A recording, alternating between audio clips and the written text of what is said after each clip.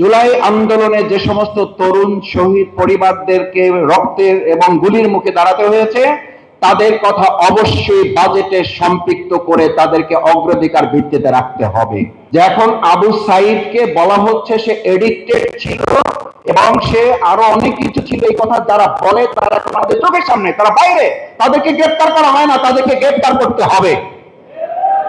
না হলে আপনি নিশ্চিত থাকেন আপনাকেও কালকে গ্রেফতারের জন্য, আপনি জুলাই যোদ্ধা পরিচয় দিবেন, জুলাই কার্ড দেখাবেন, আপনাকে গ্রেফতারের জন্য ব্যবস্থা করা হবে। এখন মানুষের অধিকার নিয়ে কথা বলতে হলে আগে বিধি নিয়ে কথা বলতে হবে। মাননীয় স্পিকারের কাছে যখন সংসদ সদস্যরা বলেন আমার হাসপাতালটা অসুস্থ, এটাকে একটু সুস্থ করার উদ্যোগ নেবেন মাননীয় স্পিকার, আপনি একটু মন্ত্রী মহোদয়ের দৃষ্টি আকর্ষণ করবেন। স্পিকারের জায়গা থেকে তখন তিনি বলেন আমার এলাকারও একই অবস্থা, আমি তো এটা বলতেও পারি না, আমি এমন জায়গায় আছি, আমার তো বলারও সুযোগ নাই, আপনি আমার পক্ষে একটু বলে দেন, আপনাকে 1 মিনিট সময় বাড়াই দিলাম। অথচ অযথা ধন্যবাদ জ্ঞাপনের উপরে ঘন্টার পর ঘন্টা কথা বলা হবে, কিন্তু ওই আইন পেশের উপর আবার কথা বলতে হলে বিধিতে দ্বারাই কথা বলতে হবে।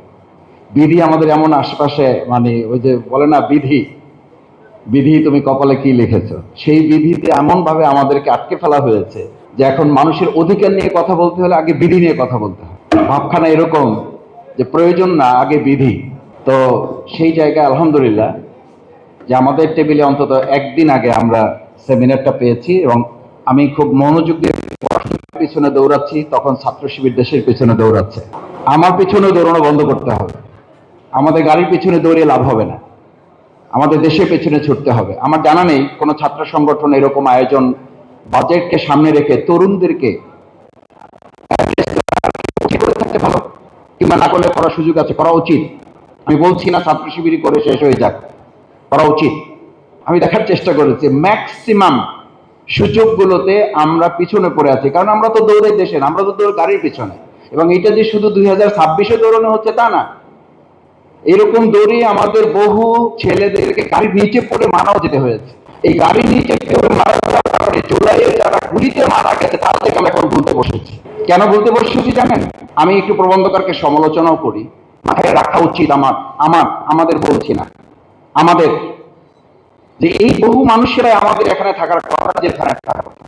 শিক্ষার্থীদের উপরে ভিত্তি করে যে আন্দোলনটা একটা পর্যায়ে গিয়েছে, এটা নিয়ে কেউ কথা বলেন, কেউ রান করেছেন, কেউ মানে 300 রান একসাথে করে ফেলে দিয়েছেন, নানান কথা রয়েছে। যত কথাই থাকুক, একটা কথা আপনারা চোখের পানি ফেলতে গাড়িতে বসে বসে স্বীকার করেছেন, আহারে এই তরুণ বাচ্চাদের রক্তের উপরে ভিত্তি করে আমরা আজ মুক্ত হতে পেরেছি।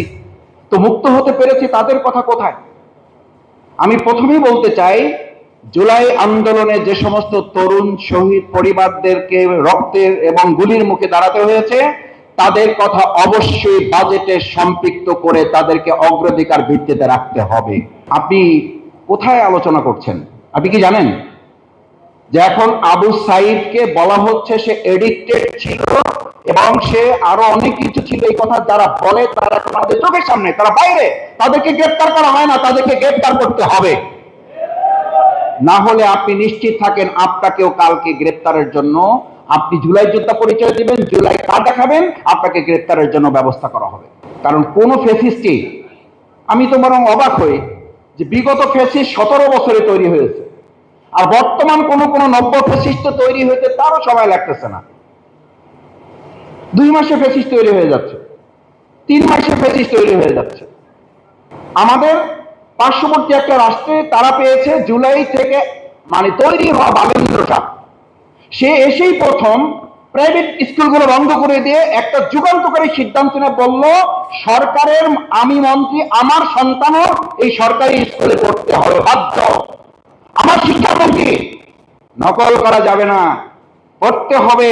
যাকে ডক্টর মাহমুদুর রহমান বলেছিলেন, আমার কথা না, ডক্টর মাহমুদুর রহমান বলেছিলেন জনাব তারেক রহমান, আপনি এখানে কি ঘটেছে জানেন না, 15 মিনিট আপনাকে এটা বলা যাবে না, যদি সুযোগ দেন দয়া করে, তাহলে কোন একটা সময় নিয়ে আপনাকে এগুলো বলা হবে। আর আপনার আশেপাশে যারা আপনাকে তথ্যগুলো দেয়, আপনাকে সঠিক তথ্যটা দেয় না, যার কারণে আপনার কথা বলার পরিবর্তে আপনার কথাগুলোকে অন্য একজনকে বলে দিতে হয়।